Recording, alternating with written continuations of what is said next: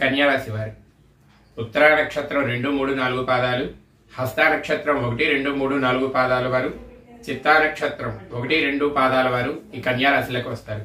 కన్యా రాశి వారికి ఈ క్రోధనామ సంవత్సరంలో ఆదాయం 5, వ్యయం 5, రాజపూజ్యం 5, అవమానం 2. కన్యా రాశి వారికి గురువు భాగ్యస్థానం నందు రజతమూర్తిగా సంచరిస్తున్నారు. శని షష్ఠ స్థానం నందు తామ్రమూర్తిగాను, రాహు సప్తమం నందు, కేతు జన్మనందు రజతమూర్తులుగా సంచరిస్తున్నారు. మొత్తంగా ఈ కన్యా రాశి వారికి గ్రహబలం చాలా వరకు అనుకూలంగా ఉన్నది.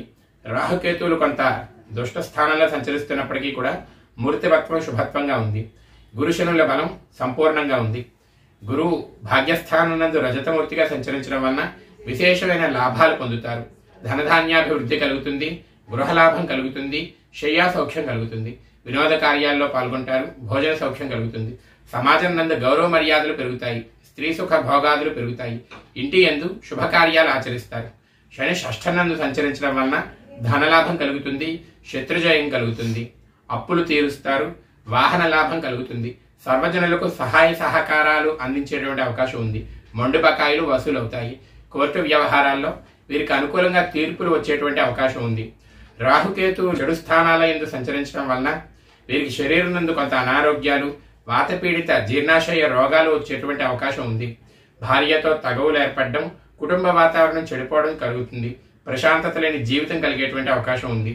ఈ రాశి వారు విద్యార్థులు, ఉపాధ్యాయులు, శాస్త్రవేత్తలు, పండితులకి చాలా అనుకూలంగా ఉండేటువంటి కాలము. గొప్ప విజయాలు లభిస్తాయి. వీరి ప్రతిభకు తగినటువంటి గుర్తింపు లభిస్తుంది. ఉద్యోగస్తులకి అధికారుల అభినందనలు లభిస్తాయి. ఉద్యోగంలో అభివృద్ధి కలుగుతుంది.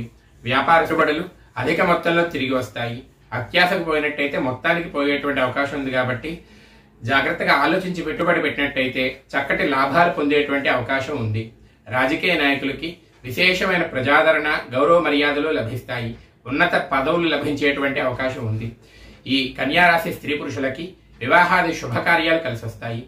రైతులకి చిన్న చిన్న ఇబ్బందులు ఉన్నప్పటికీ కూడా కొంత జాగ్రత్తగా ఉన్నట్టయితే మంచి ఫలసాయాన్ని అందుకోవచ్చును.